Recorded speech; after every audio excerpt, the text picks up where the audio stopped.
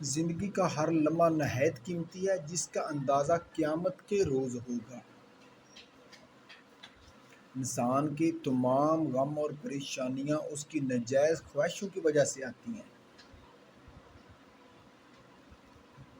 سادہ خوراک بہت اچھی ہوتی ہے کیونکہ بہت قسم کے کھانے بہت قسم کی بیماریاں پیدا کرتے ہیں اور کوئی قسم کے گوشت کے ڈھیر سے بھی خراب ہوتی ہے۔ اس بندے میں کوئی اچھائی نہیں جس کو تعلیم حاصل کرنے کا کوئی شوق نہیں۔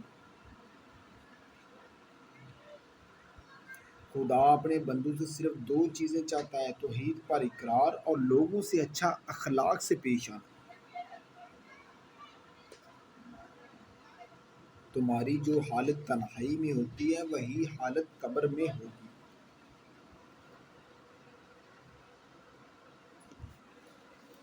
جس قدر ممکن ہو لوگوں کے ہجوم سے بچو، اس طرح تمہارا دل سلامت رہے گا اور نفس پاکیزہ رہے گا اور جسم کو آرام ملے گا۔ تین چیزیں کھا لینے سے آدمی کی ذہنی صلاحیت میں اضافہ ہوتا ہے: دودھ کے ساتھ بادام، رات کو سوتے وقت زیرہ کھانا اور سبز چائے کے ساتھ سونف۔